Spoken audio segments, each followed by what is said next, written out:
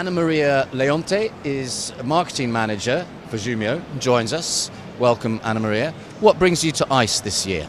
Thank you very much for having us. Well, we are a usual guest at ICE. This year in particular, we are here to spread more the news about Jumio, what do we do and how we can help gaming operators improve their sign-up processes through the identity verification tool we provide. Tell me a bit about that identification and the report that has just come out. Tell me a bit about that report. Sure. So just briefly explaining what do we do. We help top gaming operators verify the digital identity of their customers. So if, for example, you are 888.com and you want to make sure that your player is whom they say they are, we quickly take a picture of their ID. The user does that, and it's just a matter of seconds. We're the highest accurate product on the market.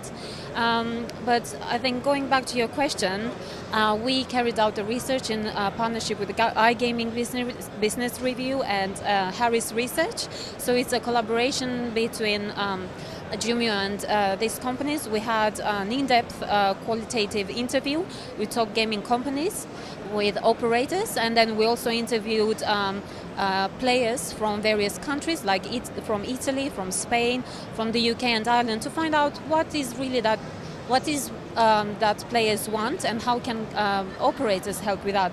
So we found there was a disconnect between what operators wanted to provide or thought they provide and what players wanted to receive, and it was mainly within mobile. So we found that there is a high chance for operators to monetize on mobile channels as well, especially at the identity stage. Just tell me very briefly, try and condense it if you could.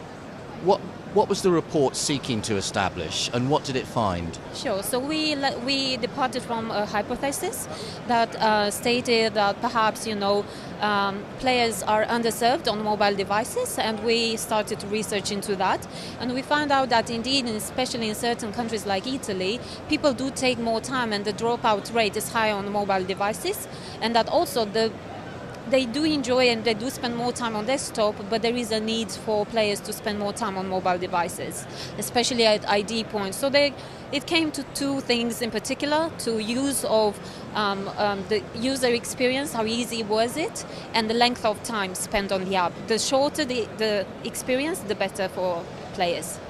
Can you give me some figures that the report established? Sure. So about 40% of people spend more than 10 minutes and then to log into the app and create an account, and then more than 10% more than 1 hour, which is highly, it's a high number within any industry, not only gaming industry.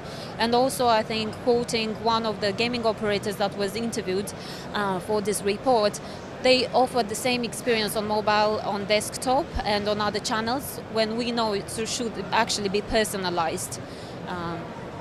How are you finding ICE this year? What are the buzzwords? What are people talking about in the show this year? So from the Twitter world, I see digital identity verification. I think it took a bigger, it became much bigger at the event as well. From one year to another, we see this not only in gaming, in finance as well.